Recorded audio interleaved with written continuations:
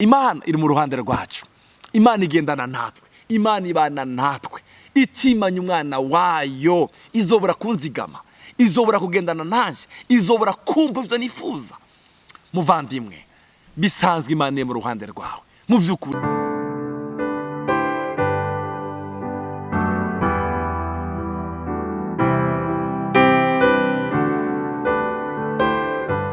Bavandimwe, shalom shalom. Ndabifuriza amahoro ya Kristo Yesu aganza imitima yanyu. Ni evangeliste Ndashimye Patrick ngiye gusanga ijambo ry'Imana kuri CANAAN TV. Reka dusenge. Uhoraho Mana yacu, turagushimiye ku gitondo cyiza cy'umugisha duhaye.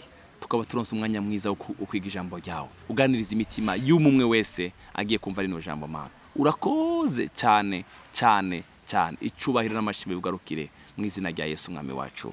Amen.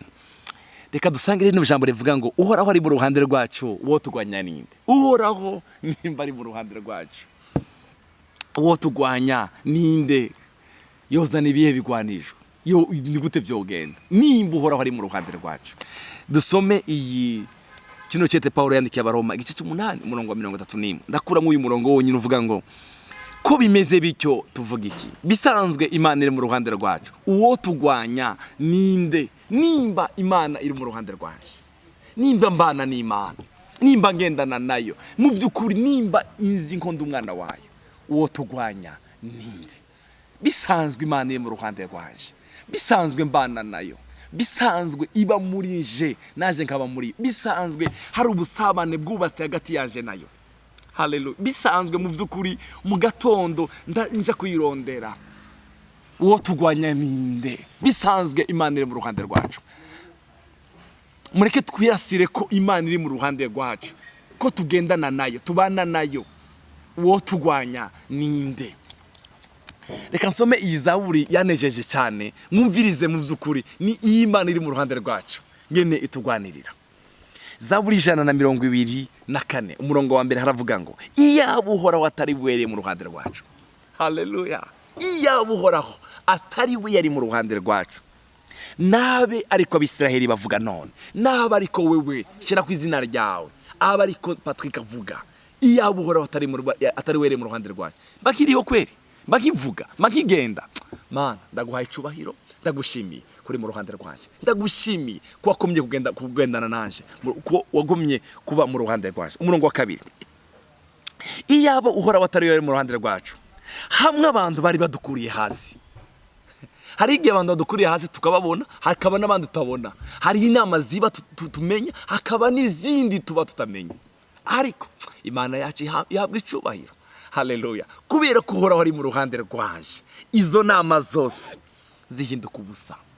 Yesaya yaranditse ijambo ryiza igice cy'umunani umurongo wa 10 haravuga ngo bazoje inama zizapfa ubusa, bazofata n'ingingo ngo nta nimwe izashika. Kubera iki? Ngo kubera ko uhoraho ari mu ruhande rwaje, ko uhoraho ari mu ruhande rwaje, nizo bazofata n'ingingo bazofata nta nimwe izoshika. Uhoraho ari mu ruhande rwaje. Umurongo wa 3, haleluya, baba baratuyongobeje tukibona. Haleluya. Hamwe uburake bwabo bwarurumba kuri twebwe. Hari igihe uburake bururumba ku buzima bwacu, hari igihe bafata n'ingingo, baba baratuyongobeje tukibona. Mana, ndagushimiye kuri mu ruhande rwanje, iko imigambi ya Satani itashitse. Haleluya.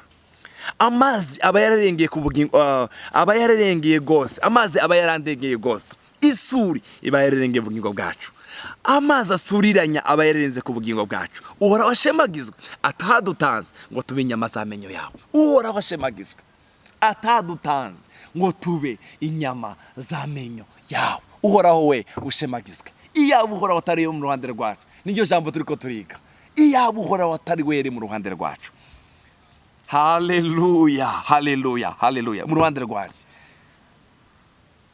mba narapfuye, simba nkiriho, simba ngihumeka. Uhoraho ashemagizwe atadutanze ngo tube inyama z'amenyo yawe. Nimba Imana iri mu ruhande rwacu, ndashima Imana ko yari mu ruhande rwacu. Nicyo gituma itadutanze,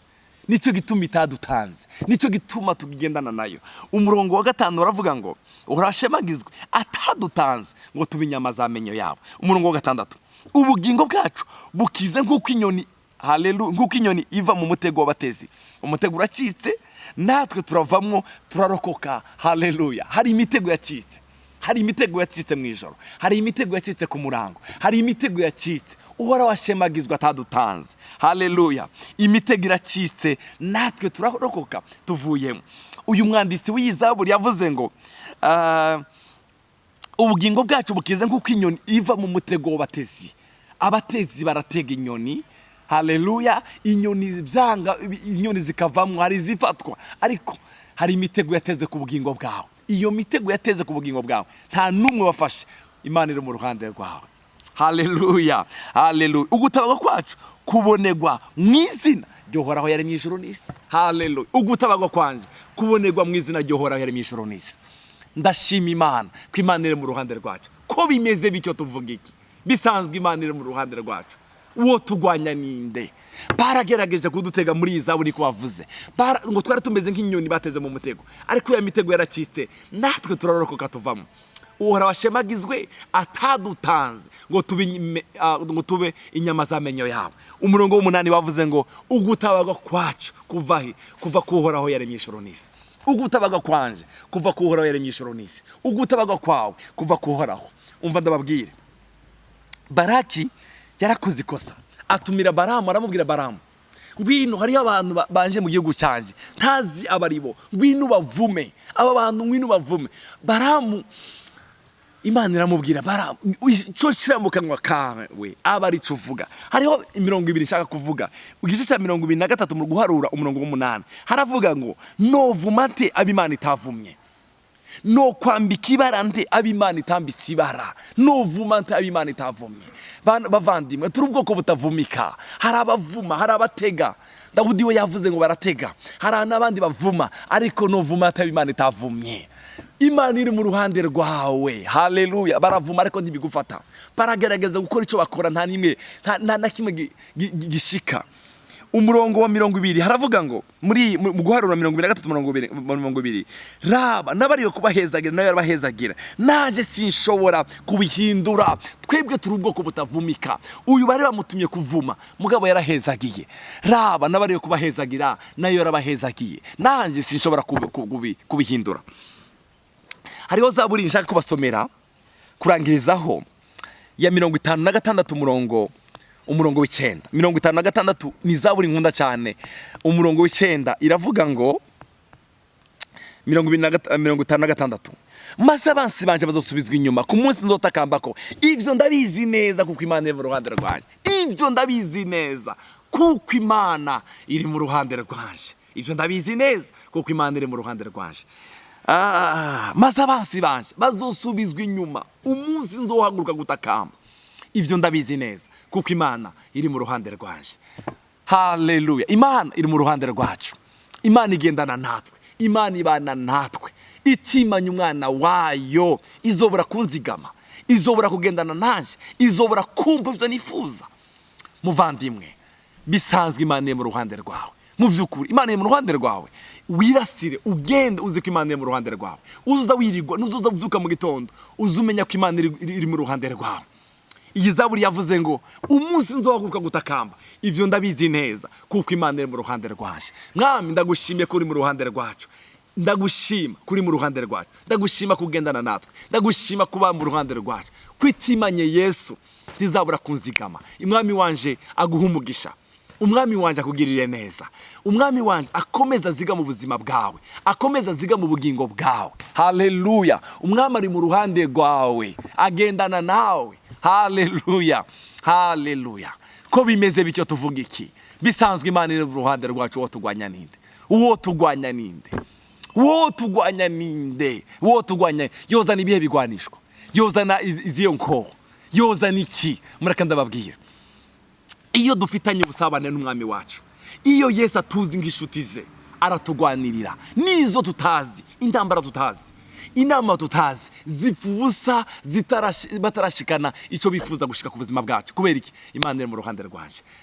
Reka ndagusabe, reka ndakwinginge, uko uvyutse mu gatondo, uko uri kuragenda, uko uvuga ngo Mana uri mu ruhande rwanje, mu byukuri urabe ku bugingo bwawe Imana iri mu ruhande rwawe. Yesu aguhezagire, Yesu aguha umugisha. Reka ndakubwira inkuru nziza. Uhoraho ari mu ruhande rwawe, uhoraho ari mu ruhande rwawe, agendana nawe, abana nawe, arakuzigama, azigame n'abawe n'abagukomokaho. Reka ndagusengere. Mwami, ndagushima kuri mu ruhande rwacu, ndagushima kuri mu ruhande rwacu. Wewe utimanye Yesu ntiwonanirwa kutuzigama wa Mana we. Ko bimeze bityo tuvuga iki? Bisanzwe Imana iri mu ruhande rwacu. Uwo tugwanya ninde? Uwo tugwanya ninde? Dawudi yavuze ngo tumeze nk'inyoni ziva mu mitego y'abatezi. Abatezi baratega, natwe tukavamo tugahimbaza izina ryawe. Uradukunda Yesu, icubare komeze kubicawe. Turagushimiye ku burinzi bukomeye wamugaragaza ku buzima bwacu Mana. Uraturinda uko bukeye. Haleluya. Ugendana natwe, ubana natwe uko bukeye. Icubare n'amashimwe komeze kubivyawe. Ndagushima ku burinzi buri umwe wese Mana, ku miryango yacu, ku bana bacu. Uburinzi bwawe Mana bugendana natwe. Icubare komeze kubicawe mu izina rya Yesu mwami wacu. Amen.